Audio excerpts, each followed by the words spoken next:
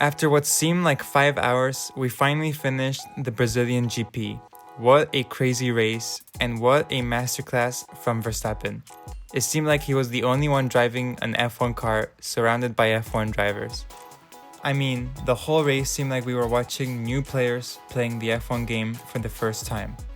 Obviously, this all came down to the weather throughout the entire weekend, but it all came as a surprise either way. We saw on Saturday how well managed the McLaren team seemed.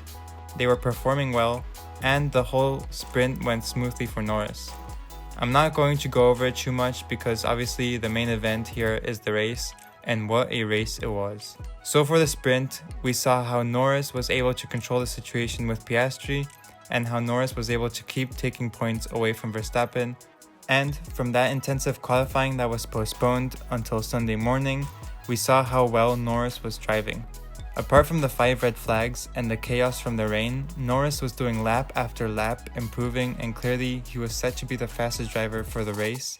And with Verstappen finishing P12 and starting P17 for the race due to an engine swap, everything was ahead for Norris to take out 18 or maybe even 25 points from the championship lead. And we would have had an exciting last 3 races in our hands. But somehow, the F1 gods managed to flip the entire situation. We had Verstappen, the only car capable of making an overtake, who ended up making 16 overtakes and got himself in P1 by a 20-second margin from second place. It was truly speechless, the performance that Max showed today in the race, and it really shows how good of a driver he is in the wet. We had other drivers that are also amazing in the wet, like Alonso and Hamilton, and we saw how much they were struggling out there. There were even rookies like Behrman having spins after spins, and yet somehow Verstappen was able to drive like it was almost dry, passing driver after driver and making his way up to P1 and then flying and making a 20-second margin from P2. And speaking of P2, this race has completely saved Alpine in the Constructors' Championship. I mean, this race was literally worth millions for them, with Ocon finishing second and Gasly finishing P3. I mean, obviously this has nothing to do with the performance of the car in the dry. If we had had a dry session, I do think the Alpines would not have performed as well as they did, and I think we would have had Lando finishing first and Verstappen obviously still in the fight, but maybe a P2 or P3 position instead of finishing first by a 20-second margin. But with the conditions as they were perfect to fit Max's driving style in the wet, and he clearly has an ability above all others when it comes to these conditions. And honestly, even if you're not a Max Verstappen fan, you do need to take your hat off for his performance today. Now, the race started off already with Lance Stroll spinning out of control during the formation lap, and all was gonna be okay because he was able to get the car moving and would have been able to drive back onto the track, but he went over the gravel for some reason and managed to beach the car. And this was after the mechanics spent hours trying to fix it quickly before the race from the crash that he had in qualifying. During the race, we had Alonso say in the radio that the only reason he's finishing the race and the only point for him to continue driving is for the sake of the mechanics who had to fix his car due to him crashing out in the qualifying a few hours before. He was saying how his back was hurting, and you could even hear it in his voice. And honestly, it's really a pity what Alonso is going through with this team.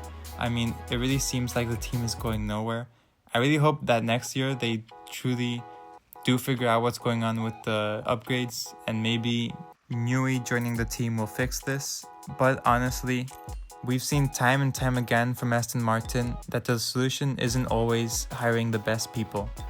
Aston Martin has always been a team that's been hiring and acquiring very good and revered mechanics and aerodynamicists, and even with that, they still can't figure out what's going on with the car and what's going on with the upgrades. I mean, for this race, they had to use the Japan floor, which was almost at the beginning of the season. They do have a new wind tunnel coming next year, and maybe that fixes the correlation between what they see in the wind tunnel and what they see on track.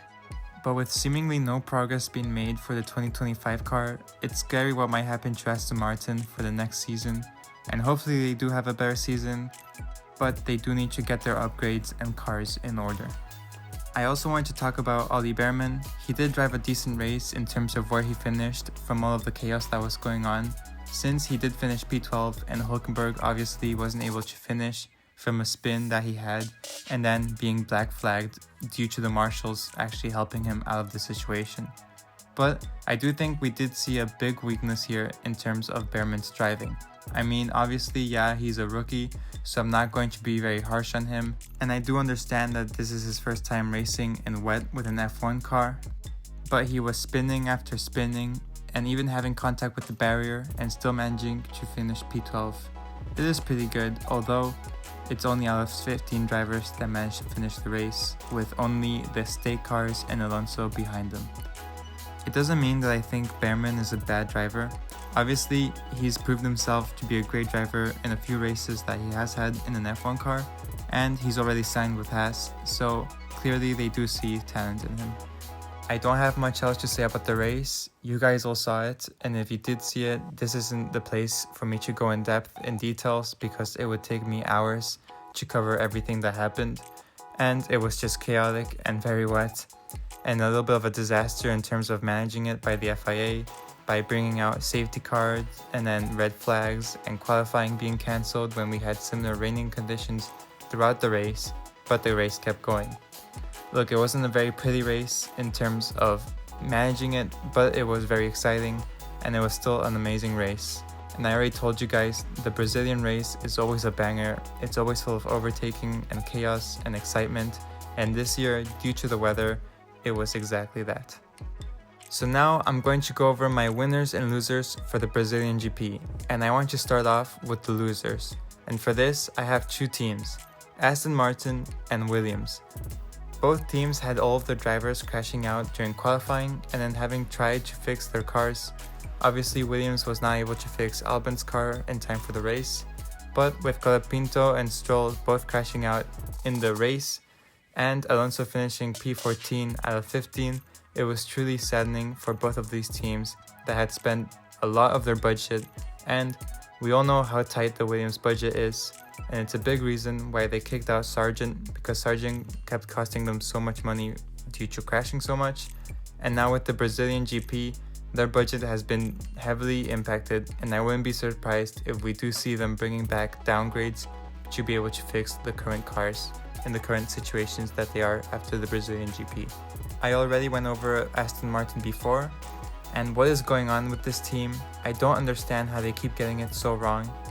The reason that they're getting so scrutinized is obviously because they were such a great team last year, and for them to be where they are now, it doesn't make any sense that they keep getting it so wrong. They had to use Japan's floor for the race, and Japan was so early in the season, it just does not make any sense. I also have Sainz as another loser. It's not just from the fact that he crashed out, it's mainly the fact that he came from Mexico, winning in such a dominant way, and then coming to the next race and having such a big struggle throughout the entire weekend, and then ending up crashing. Lastly, I have Norris as another loser.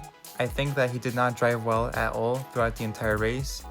He had a really bad start and he kept making errors which kept costing him lots of time, and the race was Norris's to lose, and he very much did that. He lost it and finished P6 when he started in pole. And it's really sad because he clearly is capable of much more. We saw that in the sprint, McLaren was able to control the entire race. You could tell that Norris was frustrated from the start after being overtaken by Russell, and I don't know if it's the McLaren just not working well in the wet, or Lando lacking confidence. I just don't understand why Lando was struggling so much today compared to the rest of the field. But now, Brazil is over, and officially you can basically say bye-bye to the championship. It's not even worth talking about it at this point. So now let's move on to my winners, and yes, I know that Verstappen is first after starting P17, and it's probably one of the best comebacks ever, but I think the biggest winner here is Alpine. Alpine came second and third, with the team, Ocon and Gasly all shooting up in the standings. Alpine is now P6 when they came to the race in P9.